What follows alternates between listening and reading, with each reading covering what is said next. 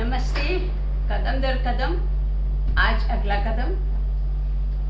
आज मैं अपना बेटी के बैंक में होने का फ़ायदा उठाना चाहती हूँ। मैंने बहुत फ़ायदा उठाया है, कुछ ऐप्स ऐसी डाउनलोड करा के कि जैसे YouTube सीखती जा रही हूँ कि कैसे होगा, कहाँ से होगा, किस एंगल से, वैसे ही कुछ ऐप्स डाउन करके। तो पहली ऐप जो मैं आपको बताना चाहती हूँ, बहुत लोग यूज़ भी कर रहे होंगे, लेकिन देखा है बैंकर्स को परेशान होते हुए कि इस डिजिटल युग में लोग जान नहीं रहे हैं कि कितना काम वो अपने मोबाइल के थ्रू, ATM मशीन के थ्रू कर सकते हैं और वो सर पे खड़े हो जाते हैं। और बैंक एक्चुअली अब वो रुपया निकालने, डालने या पासबुक एंट्री कराने का नहीं रह गया है। अगर हर कस्टमर सीख ले, और ख़ास तौर से हम लोग औरतें अगर सीख लेती हैं तो स्वाभाविक है कि बैंक में रश भी कम होगा और घर पे बैठे हम लोग को बहुत सुविधा हो जाएगी। मैं बहुत सी चीज़ें सीख गई हूँ, कुछ खोपड़ी चाट के, स्वाति की, सौरभ की, ये कैसे। अक्सर ये होता है कि मुझे बुक्स मंगानी रहती हैं या कोई चीज़ ऑनलाइन ऑर्डर करनी होती है, तो आप इंटरनेट बैंकिंग इस्तेमाल कर रहे हो, लेकिन अगर आप SBI की योनो देखो, योनो मतलब समझते हैं, यू नीड ओनली वन। तो इस एप्लीकेशन की मैं आपको फ़ायदे गिनाना चाहूँगी कि इसमें एक तो आप FD बना सकते हैं घर बैठे बैठे। हो सकता है कि आपको फिक्स करना हो, आप बैंक की लाइन में लगी हो, आपका अपना पैसा हो, मोबाइल है, स्मार्टफोन सब रखते हैं, आप FD बनाइए घर बैठे बैठे। उसी से एक बार जब आपने ऐप डाउनलोड कर ली और जब वो खोलेंगे तो इंस्ट्रक्शंस, सुविधाएं सब आती चली जाएंगी। तो पहला तो है कि FD बना सकते हैं और तोड़ भी सकते हैं। मैच्योर हो गई, तोड़ा और आपके अकाउंट में फिर से पैसा वापस। ये तो FD बनाने की सुविधा हुई योनो से। फिर अब लोनिंग भी योनो के ही थ्रू कर दी गई है और बिना आप फाइल और पेपर के एलिजिबिलिटी के खुद योनो कैश फीचर से बगैर कार्ड के इस्तेमाल किए पैसा भी निकाल सकते हैं। लोन तो ले ही सकते हैं। जब आप लोन अप्लाई करेंगे तो वो आपकी एलिजिबिलिटी आपको बताएंगे कि आप कितने लोन के एलिजिबल हैं और घर बैठे बैठे आपको लोन मिला। ऐसा लगता है कि जादुई दुनिया है। मैंने खुद अपनी FD तोड़ी और एक नई बनाई। बस पहली बार में ये कहा था, स्वाति बगल में बैठ जाओ, करूंगी तो मैं ही। फिर मैं करती चली गई और लगा कि वाह स्वाति, क्या जादुई दुनिया है। और तीसरा तो हमने आपको बताया ही अभी कि योनो कैश फीचर से बगैर कार्ड इंसर्ट किए ATM मशीन में आप पैसा निकाल सकते हो और ये नेचुरली सेफ भी ज़्यादा है। आपका ट्रांसफ़र हो गया, आप दूर चले गए, जैसे मैं सरिता विहार से गौर सिटी चली आई, मुझे अब बैंक नहीं जाना है, वहाँ से यहाँ की ब्रांच में अपना अकाउंट ट्रांसफ़र करने के लिए बस फिर से आप योनो खोलिए अपना अकाउंट और यहाँ जिस अकाउंट में चाहती हैं, जिस जगह पे चाहती हैं, गौर सिटी में जैसे मैंने डाला और मेरा अकाउंट विदिन मिनट्स वहाँ से यहाँ ट्रांसफ़र हो गया। बस पहले कॉन्फिडेंस नहीं लगता था, धीरे धीरे शुरू करिए। औरतें यही नहीं कि अब घर बैठे जब सुविधा मिल रही है तो इन एप्लीकेशंस को इस्तेमाल करके आप अपने अंदर कॉन्फिडेंस भी फील कर सकती हैं और बैंक में लगने वाली भीड़ को बचा सकती हैं। या फिर हस्बैंड को कि आज ये होना है, वो किसी को भेज रहे हैं या खुद जा रहे हैं, तो ये सब जब डिजिटल वर्ल्ड हो ही गया है तो यू मस्ट लर्न। जैसे मैंने सीखा और बड़ी एज में सीखा, कोई शर्म नहीं लगा कि बस सीख गए तो और आत्मविश्वास बढ़ता रहा। और अगर आप योनो के थ्रू शॉपिंग करेंगे फ्लिपकार्ट से या कहीं से बुक्स मंगा रहे हैं या कोई अन्य सामान, तो आपको अतिरिक्त डिस्काउंट मिलता है और वो भी घर की सुविधा से। जाना है, निकलना है, कभी कभी सबसे ज़्यादा आलस औरतों को जिसमें लगता है वो घर के बाहर तैयार होकर निकलना और बगल में कोई ना हो तो कॉन्फिडेंस शेक रहता है। तो सर्विस वालों की बात नहीं कर रही हूँ, मैं मेन हाउसवाइफ्स की कर रही हूँ। अब मुझे कोई दिक्कत नहीं है, मुझे सौरभ से नहीं कहना पड़ता, स्वाति से नहीं कहना पड़ता, मुझे फ्लिपकार्ट से मंगाना है या अमेज़ॉन से। मैं यूनो के ही इस्तेमाल से बुक्स मंगाती हूँ, ऑर्डर करती हूँ, या मनी ट्रांसफ़र करना है। आज सौरभ मेरे बिहाफ पे कुछ खर्च कराया अपने कार्ड से, मैं उसके अकाउंट में ट्रांसफ़र कर रही हूँ बड़ी इजीली यूनो। मैं यूनो का प्रचार नहीं कर रही हूँ, बस ये डिजिटल टेक्नोलॉजी इस्तेमाल करने की बात कर रही हूँ। करते रहिए, आपको ओला उबर बुक करनी है, कुछ करना है तो वाई इंटरनेट ऑलवेज। आप एक एप्लीकेशन से, जब ये है कि यू नीड ओनली वन, तो आप यू नीड ओनली वन ही रखिए और इस्तेमाल करिए। दूसरी चीज़ है कि मान लो आपका एटीएम खो गया, अपने एटीएम का नंबर कहीं ना कहीं आप डायरी में या कहीं ना कहीं लिखते होंगे, इसी योनो एप्लीकेशन के थ्रू आप एटीएम ब्लॉक करा सकते हैं और ब्लॉक करके इस तरह से कोई फ्रॉड होना, साइबर क्राइम होना रोक सकते हैं। आप चेकबुक का रिक्वेस्ट कर सकते हो, हालांकि चेक का यूज नहीं है, लेकिन कुछ लोगों को सेटिस्फेक्शन लगता है बड़े अमाउंट का चेक काट के देने में। आप चेकबुक की रिक्वेस्ट भी आप इसी एप्लीकेशन के थ्रू डाल सकते हो। और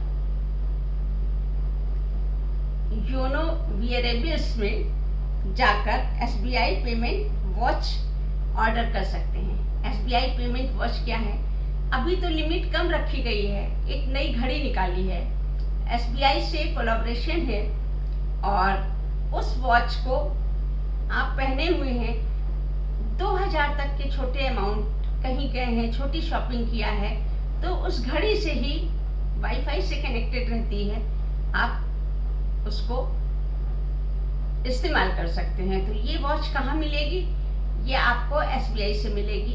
ये भी आप योनो से वियरेबल्स में जाके, एक ऑप्शन आएगा वियरेबल्स, तो वियरेबल्स में जाकर एसबीआई से वॉच ऑर्डर कर सकते हैं, जिससे कभी कहीं गए हैं, मान लीजिए आप कहीं गई हैं, आपको टैक्सी वाले का भी पेमेंट करना है, तो आप उस घड़ी को ही जरा सा घुमा के और ऑर्डर कर सकते हैं। लग रहा है ना सब कुछ जादुई? जिनको मालूम है उनकी तो कोई बात नहीं, लेकिन जो लोग कुछ सीख रही हैं तो मुझे अच्छा लगेगा। बार बार देखिएगा, ये तो वीडियो रिकॉर्ड हो ही गया और अच्छा लगेगा आपको ये वाली एप्लीकेशन इस्तेमाल करके। मनी ट्रांसफ़र तो आप कर ही सकते हैं, जैसे जो मैं हमेशा ही किया करती हूँ, एक अकाउंट से दूसरे अकाउंट में। सौरभ को बर्थडे में कुछ देना है, स्वाति को देना है, स्वाति तुम अपनी पसंद का ले लेना, मैं मनी ट्रांसफ़र कर दे रही हूँ। और बस रश्मि या रश्मि दी या रश्मि फ्रेंड आपकी बस सीखती चली जा रही है। सिखाने वाले इनकार नहीं करते, क्योंकि उनकी भी सर पे जो मैं सवार रहती हूँ, ये कर दो वो कर दो, वो भी ख़त्म हो रहा है। तो मत भूलिएगा योनो एप्लीकेशन डाउनलोड करने के लिए, और जो भी चीज़ इस्तेमाल करना है करते रहिएगा। अब मैं आपको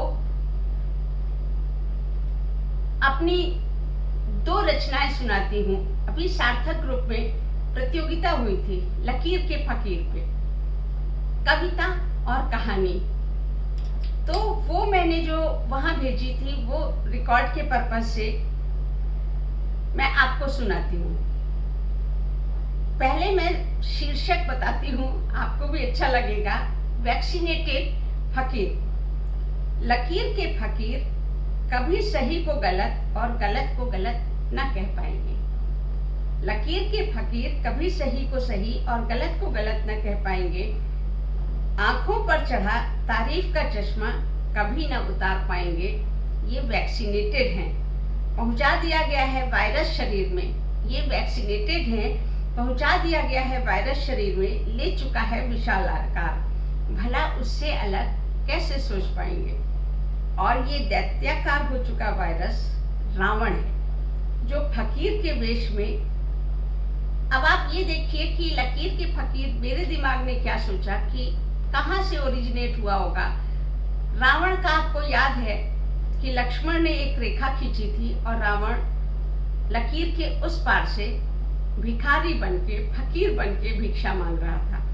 तो ये दैत्याकार हो चुका वायरस रावण है, जो फकीर के वेश में लकीर के उस पार भिक्षाम देही की पुकार लगा रहा है, सत्य का अपहरण कर अट्टहास और कहकहे लगा रहा है। लकीर के फकीर साम्राज्यवादी हैं, सोने की लंका खड़ी कर तृप्त ना हो पा रहे हैं, खुद राजा होकर भी फंड बना रहे हैं।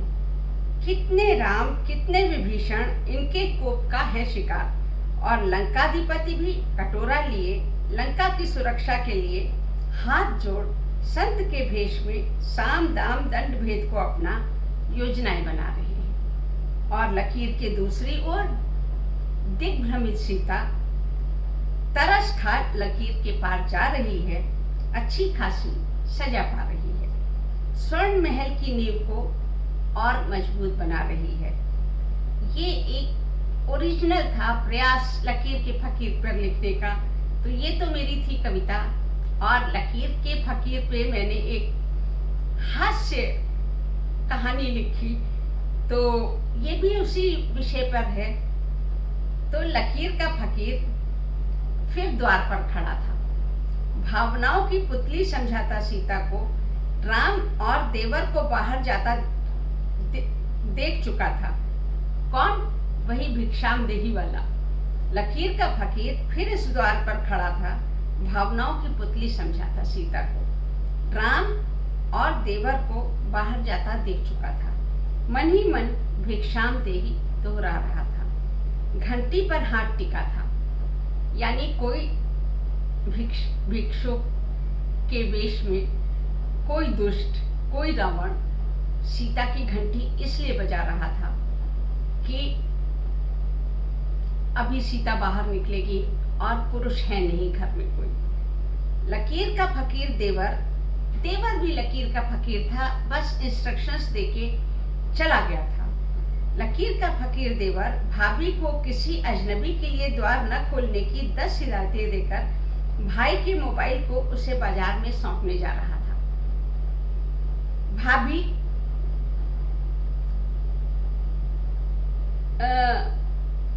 राम प्रसाद लकीर से किंचित ऊपर उठ चुका था, बिना पत्नी की अभिलाषा व्यक्त किए।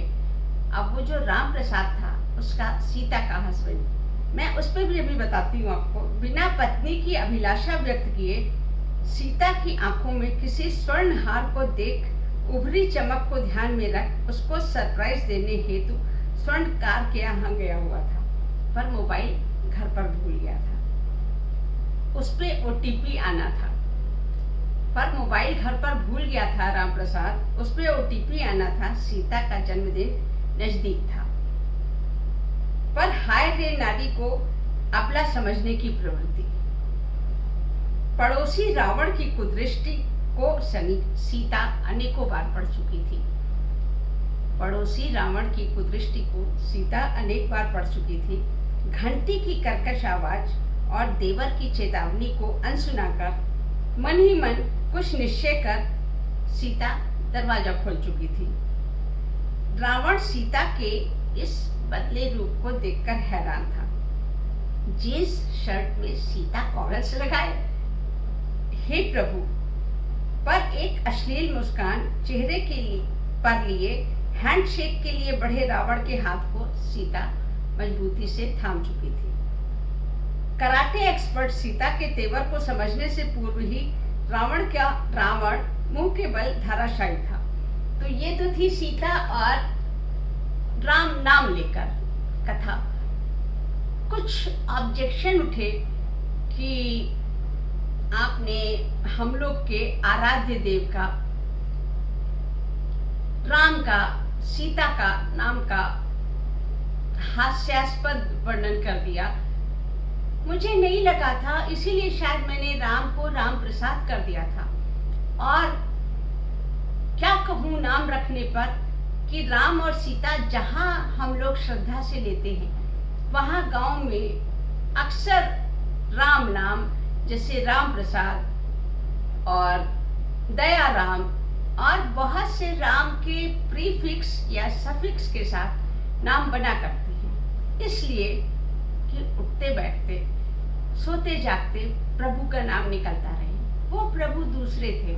जब हम लोग रामायण पढ़ेंगे, जब हम लोग दशहरे में रावण को राम को मारते देखेंगे, वो रावण फर्क था। ये जो नाम रख दिए गए हैं राम, हम लोग के पियून का नाम दयाराम था और दयाराम अक्सर डांट खाता था। तो किसी भी चीज को कोरिलेट करना या जिस पर्पज से राम नाम लिखा गया है, जब आप उसको नहीं पूरा कर पा रहे हैं, तो मैंने तो राम सिर्फ एक लिखा याद आ गया। और क्या कहूँ, कहने में अच्छा भी नहीं लगता। ये उन ऐतिहासिक चरित्रों के, हमारे अपने उन भगवानों के नाम नहीं हैं। तुलना न कीजिए। उपहास मैंने भी नहीं उड़ाया है। मैं भी एक विशुद्ध हिंदू हूँ। रामायण हो, अखंड रामायण हो या रामचरितमानस हो, जब पढ़ा है श्रद्धा से पढ़ा है, तो कभी भी किसी भी चीज को उद्देश्य को ध्यान में रख के करिए। मैं दूसरे नाम रख सकती थी। मुझे ध्यान आया कि मेरी मेड गांव चली गई थी। जिस दूसरी मेड को नाम मैंने रखा वो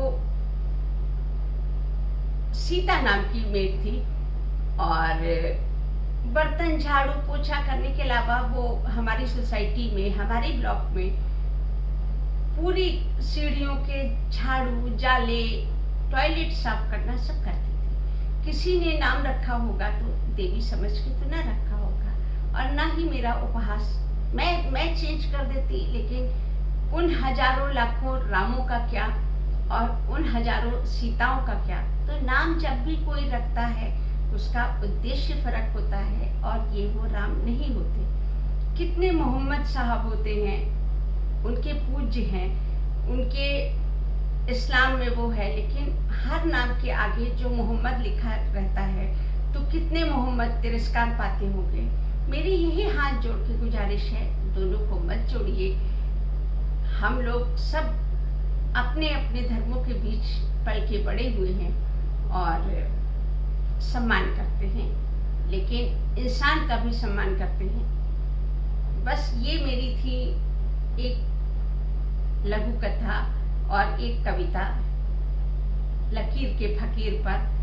तो लकीर के फकीर आप भी न बनिए।